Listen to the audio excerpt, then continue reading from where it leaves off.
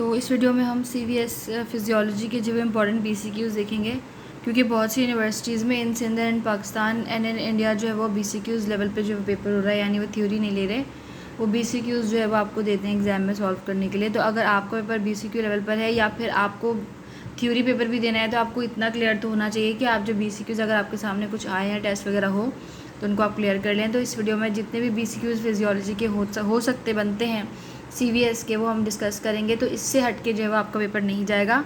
तो टाइम जाए कि बगैर स्टार्ट करते हैं। हमारा पहला BCQ है और बहुत कॉमन है और ये लाजमी आता है और आपके पेपर में भी ज़रूर आएगा कि first heart sound is produced by the.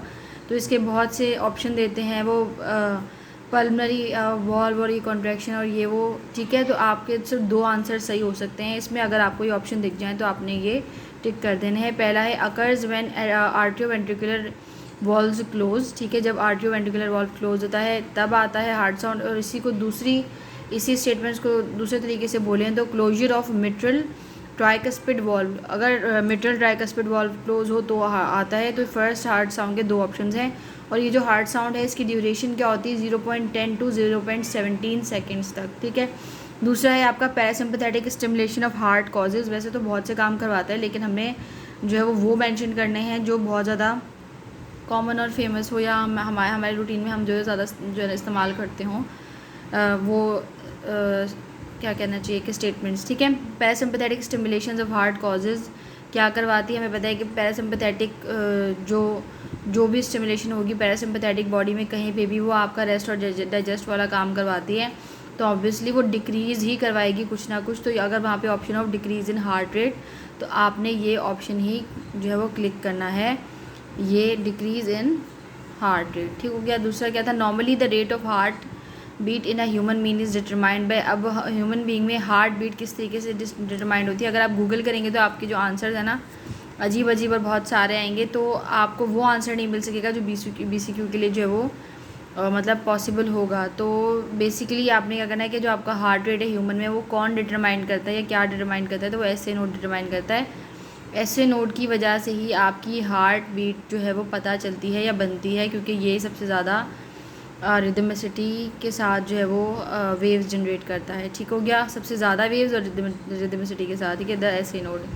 Normally the rate of heart beat in a human being is determined by the SA node. दूसरा है the ventricular repolarization ECG is best seen in. अच्छा, यहाँ पे जो best word लिखा है ना, क्योंकि आपकी जो मतलब पूरी जो वेव बनती है, जो पूरी वेव बनती है ऐसे करके, ऐसे जाती है, वो ऐसे करती है, यूँ होती है, ऐसे जो पूरी वेव बनती है इसके अंदर बहुत सारे जो है अप्स एंड डाउन्स होते हैं। तो यहाँ पे बेस्ट लिखने का मकसद ये है कि सिर्फ उस वेव को हम देखें और हमें पता चल जाए कि ये जो है वो वेंट्रिकल रिपोलराइजेशन हो रही है, तो वो होती है आपकी T वेव। वहाँ उन्होंने QRST सारे लिखे हुए होंगे। तो basically VR is equal to T wave, ventricular repolarization is equal to, मैं लिख देती हूँ, VR is equal to T wave. अगर आप ये याद कर लेंगे ना इस तरीके से फॉर्मूलाज बना के, तो आपके लिए ईजी हो जाएगा कि आपकी वेंट्रिकुलर रिपोलराइजेशन जो है वो T वेव में जो है वो स्पेशल ज़्यादा जो है वो प्रॉपर्ली पता चलती है। दूसरी चीज़, stroke output of each normal adult is, एक नॉर्मल अडल्ट जिसका वज़न 70 किलो है, ठीक है, अडल्ट है और वेट 70 kgs है अराउंड, क्योंकि हमारे वहाँ जो हमारे पास पेपर के अंदर जो उन्होंने क्लिनिकल कंडीशंस लिखी होंगी इसमें यही वेट देते हैं। और अगर आप गूगल भी कर लेंगे तो आपको वहाँ लिखा होगा कि अगर किसी का वेट 70 kgs है तो उन्होंने कंडीशन दी हुई होती है। तो इसका मतलब ये है कि अगर किसी का 80 kgs है तो मे बी उसका जो यहाँ पर नॉर्मल आंसर होगा वो होगा 70। लेकिन अगर आपको इक्वेशन जो क्वेश्चन है उसके अंदर इस तरह का वेट वगैरह कुछ नहीं दिया गया, तो आपने नॉर्मली बताना है कि stroke output of each normal adult is 70 ml होता है। और जो हम रेंज बताते हैं वो 70 to 75 अगर रेंज पूछें तो आपने 70 to 75 करना है, टिक करना है। और अगर सिर्फ वो एक एग्जैक्ट वर्ड पूछ रहे हैं, ऊपर बहुत सारे 80, 90, 60, 70 इस तरीके से हो, तो फिर आपने 70 को ही क्लिक करना है। तो 70 to 75 इसकी जो है वो रेंज होती है। Cardiac output is a measure of, cardiac output किसका मेजर है, heart rate multiply by stroke volume, ठीक है, HR multiply by SV, HR multiply by stroke volume. Heart rate is the measure of, अब वो ये चीज़ें देते हैं ना, तो जो अगर आप कंप्यूटर में पेपर देते हैं तो वो बना देते हैं ऊपर छोटा सा ऐसे करके ना स्टार बना देते हैं, तो आपको पता नहीं चलता है कि जो है मल्टीप्लाई को डिस्क्राइब कर रहा है। तो आप वहाँ पे 3-4 इस तरीके के ऑप्शन सेम ही लगे हुए होते हैं, आप ये साइन नहीं देखते और पहले वाले को क्लिक कर देते हैं। तो आपने पहले साइन देखना है और आपको याद होना चाहिए कि heart rate multiply by stroke volume is the cardiac output, या इसको ऑपोजिट भी दे सकते हैं कि heart rate multiply by stroke volume क्या होता है। तो आपने कार्डियक आउटपुट पर क्लिक करना है, ठीक हो गया। दूसरा है हमारे पास cardiac output is not affected by, यानी आपका कार्डियक आउटपुट पे कौन सी चीज़ जो है अफेक्ट नहीं करती। वैसे तो बहुत सी चीज़ें हैं अगर हम ओवरऑल बॉडी में देखें तो, बट अकॉर्डिंग टू हार्ट यहाँ पे पूछ रहा है, तो is not affected by systolic blood pressure, simple. The largest function of total peripheral resistance is due to, total peripheral resistance का जो सबसे बड़ा फंक्शन है वो किसकी वजह से जो है वो होता है, डिटरमाइन होता है, वो होता है आर्टेरियोल्स की वजह से। वहाँ पे आपके पास वेन, वेन्यूल, आर्टरीज और आर्टेरियोल्स दिया हुआ होता है। बच्चे आर्टरीज लगा देते हैं, लेकिन नहीं, आर्टेरियोल्स लगाना है आपने, ठीक है। ये जितने भी BCQs हम यहाँ पे सॉल्व करेंगे वो इससे बाहर जब आपका पेपर नहीं जाएगा, पॉसिबल ही नहीं हो सकता कि वो जो इससे बाहर आपका पेपर चला जाए, ठीक है। नेक्स्ट है all the heart walls open during which stage of cardiac cycle. इस पर कुछ ना कुछ आंसर्स लगा कर आ जाते हैं। कोई भी कोई भी स्टेज हार्ट की ऐसी नहीं है जिसके अंदर आपके हार्ट के चारों वॉल्स एक साथ ओपन हो जाए, ठीक है। तो आपने लगाना है these walls will never open, मतलब ये मैंने लिखा है यहाँ पे आंसर कि ये जो वॉल्स हैं चारों कभी एक साथ ओपन होते ही नहीं है। अब भाई ह्यूमन हार्ट है, 2 बंद होते हैं 2 खुलते हैं, इस तरीके से काम चलता है, तभी तो भाई हमारे पास हार्ट बीट जनरेट होती है, ठीक है। हार्ट बीट जनरेट कैसे होगी, तो ये एबनॉर्मेलिटी भी नहीं इसको कह सकते, बस ऐसा होता ही नहीं है। तो वहाँ पे ऐसा कोई ऑप्शन देखेंगे जहाँ पे नन ऑफ दीज लिखा हुआ हो, या स्टेटमेंट इज़ रॉन्ग, या फिर डी लिखा हुआ हो नॉन, इस तरीके से ढूंढेगा, या मे बी ये लिखा हुआ हो कि इस तरीके से वॉल्स कभी ओपन होते ही नहीं हैं। तो स्टेटमेंट याद रखिएगा, ये ट्रिकी है और ये मोस्ट ऑफ द टाइम मैंने लास्ट पुराने साल जितने भी मैंने देखे हैं क्वेश्चन पेपर्स, उनमें वो ये दे देते हैं और ये किसी ने भी अभी तक सही नहीं किया, ठीक है। द ट्राइकस्पिड वॉल्व के बारे में एक स्टेटमेंट पूछ रहे हैं कि ट्राइकस्पिड वॉल्व के बारे में वो आपको 4 स्टेटमेंट्स देंगे। बेसिकली 3 जो है वो सही होती हैं और 1 गलत होता है, या 1 सही होता है 3 गलत होती हैं। तो यहाँ लिखा हुआ है कि मतलब तो यहाँ पे ये बोल रहे हैं कि ट्राइकस्पिड वॉल्व के बारे में मतलब जो है वो बताएं कि इनमें से कौन सी स्टेटमेंट सही थी। तो सही के अलावा जो मोस्ट कॉमन स्टेटमेंट इसके बाद आती है, यानी ये जब लिखा हुआ है सवाल, तो इसके बाद अपने आंसर जो वहाँ पे मौजूद होंगे उनको देखने से पहले दिमाग में ये चीज़ लानी है कि आपका tricuspid valve is close throughout the ventricular systole. पूरे वेंट्रिकुलर सिस्टोल के अंदर आपका ट्राइकस्पिड वॉल्व जो है वो क्लोज होता है। तो जब दिमाग में आपके ये स्टेटमेंट आ जाए तो फिर आपने आंसर्स देखने हैं चारों, और उनमें जैसे ही आंसर आपको नज़र आ जाए आपने क्लिक कर देना, ठीक है। Regarding tricuspid valve, it is close throughout the ventricular systole, ठीक है। Closing of the atrioventricular valve, atrioventricular valve की क्लोजिंग के अकॉर्डिंग जो ये पूछा गया है कि ये यहाँ इसके अंदर जो है वो क्या चीज़ें होती हैं, उसके अंदर 4 ऑप्शन दिए जाएंगे, 3 गलत 1 सही होगा। तो उसमें क्या अकर्स, यानी ये आर्ट्रियोवेंट्रिकुलर वॉल्व की क्लोजिंग कब होती है, कब क्लोज होती हैं, occurs at the start of ventricular systole, ये इसका ऑपोजिट है। ट्राइकस्पिड सारे वेंट्रिकुलर सिस्टोल के अंदर बंद रहते हैं, और आर्ट्रियोवेंट्रिकुलर वॉल्व जब बंद होते हैं जब वेंट्रिकुलर सिस्टोल जो है वो हो रहा होता है या स्टार्ट होता है, ठीक है। नेक्स्ट था the articular valves open because, atrioventricular valve open because, क्यों ओपन होते हैं, because in the pressure in the, यहाँ पे मैंने एक वर्ड मिसिंग कर दिया, प्रेशर इन द एट्रियम कर दें या भले इसको, atria is greater than the pressure in the atrium is greater than the pressure in the ventricles. आपका एट्रियोवेंट्रिकुलर वॉल्व कब ओपन होता है, जब आपके एट्रियम के अंदर जो है वो वेंट्रिकल से ज़्यादा प्रेशर मौजूद हो, ठीक है। नेक्स्ट इज़ आपका aortic pulmonary semilunar valve open during, आपका एओर्टिक और पल्मोनरी सेमिलुलर वॉल्व कब ओपन होता है, वेंट्रिकुलर इजेक्शन के दौरान, जब वेंट्रिकुलर से ब्लड इजेक्ट हो रहा होता है, ठीक है। The aortic and semilunar valve close कब होते हैं, when aortic pressure is greater than ventricular pressure, जब एओर्टिक प्रेशर वेंट्रिकुलर प्रेशर से ज़्यादा हो, ठीक है। In which phase of cardiac cycle the arterial pressure is greater than the pressure in the corresponding ventricle, अभी वही ऊपर वाली बात है दूसरे तरीके से आई है। वेंट्रिकुलर फिलिंग फेज, जब इजेक्शन हो रही थी तो ये दोनों वॉल जो थे वो ओपन थे, और अब जहाँ पर ये कह रहा है कि जब फिलिंग हो रही है तो ये कह रहा है कि in the phase of cardiac cycle the arterial pressure is greater than the pressure in the corresponding ventricle. ठीक है, तो क्या है इसका आंसर? Ventricular filling phase. ठीक, ejection of blood into aorta will only occur under which of the following circumstances? ejection of blood into the aorta, blood जो है वो एओर्टा से बाहर कब निकलेगा और इसमें से जो वो मतलब कौन सी सर्कमटेंस में बाहर निकलता है? तो इसमें आपसे आंसर मांग रहे हैं and this question is also very common और ये आ ही जाता है और आता ही रहता है। When ventricular pressure exceed the arterial pressure, जब आपके वेंट्रिकल में जो है वो प्रेशर आपके आर्टेरियल प्रेशर से ज़्यादा हो जाए, बढ़ जाए, तब ऐसा होता है कि आपके एओर्टा से भी जो है ब्लड उसके अंदर आने के बजाय उससे निकलना शुरू हो जाता है। ठीक है, next is during ventricular filling phase of the cardiac cycle.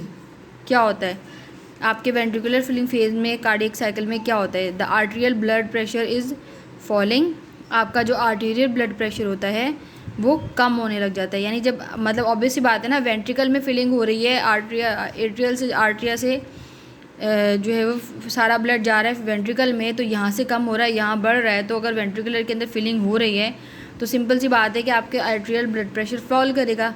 ठीक है, the blood pressure in aorta is greater then that in the pulmonary artery because the resistance of systemic circulation is greater than the pulmonary circulation. तो ये सवाल पूछना चाह रहा है कि the blood pressure in aorta is greater then that of pulmonary artery. Aorta के अंदर ब्लड प्रेशर ज़्यादा होता है पल्मोनरी आर्टरी से, क्योंकि जो रेजिस्टेंस होती है सिस्टमिक सर्कुलेशन के अंदर जो रेजिस्टेंस होती है वो पल्मोनरी सर्कुलेशन से ज़्यादा होती है। एक तरफ पूरा सिस्टमिक सर्कुलेशन की रेजिस्टेंस आ रही है, एक तरफ सिर्फ पल्मोनरी सर्कुलेशन की आ रही है, तो ज़्यादा किसकी होगी? पूरे जो सिस्टम के सर्कुलेशन की रेजिस्टेंस है वो ज़्यादा होगी।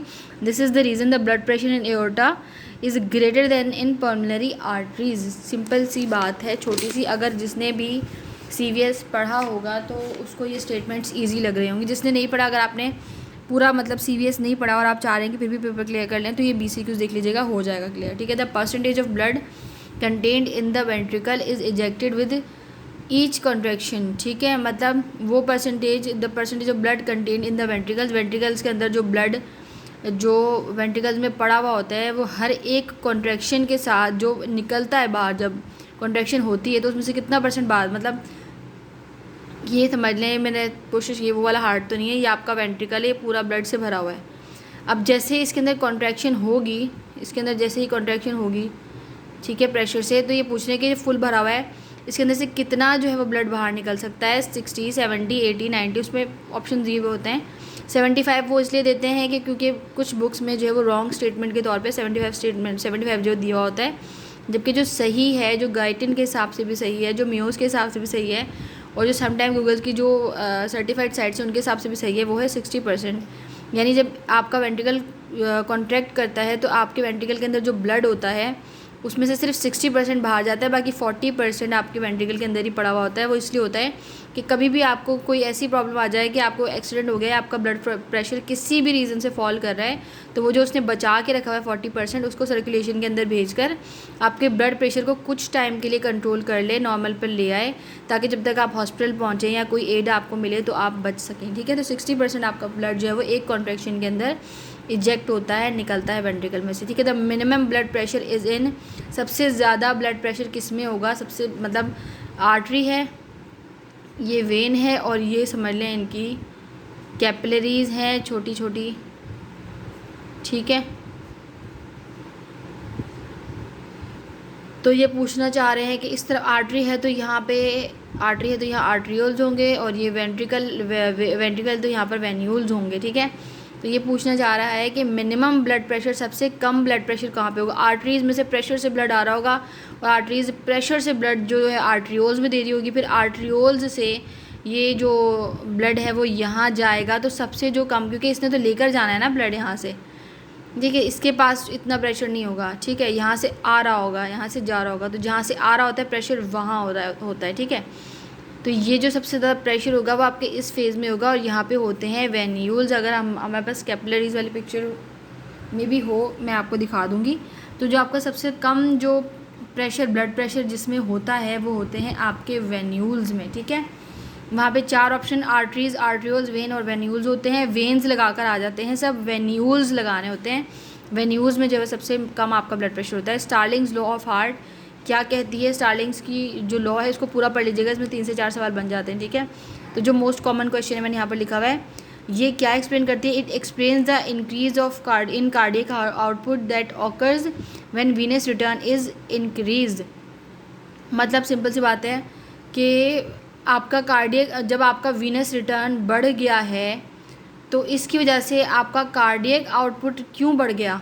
वीनस रिटर्न बढ़ने की वजह से आपका कार्डियक आउटपुट क्यों बढ़ा, इस चीज़ को एक्सप्लेन करती है आपकी स्टार्लिंग्स लॉ। वैसे बड़ी सिंपल सी चीज़ है कि जब आपका वीनस रिटर्न ज़्यादा हो गया तो ऑब्वियस सी बात है, ब्लड ज़्यादा है वेन्स में, वीनस रिटर्न बहुत ज़्यादा जा रहा है तो कार्डियक आउटपुट भी बढ़ेगा ही। लेकिन इसकी जो एक्सप्लेनेशन दी थी ना, जब किसी को कुछ पता नहीं होता और एक बंदा एक्सप्लेनेशन ले आता है तो वो बहुत मायने करती है।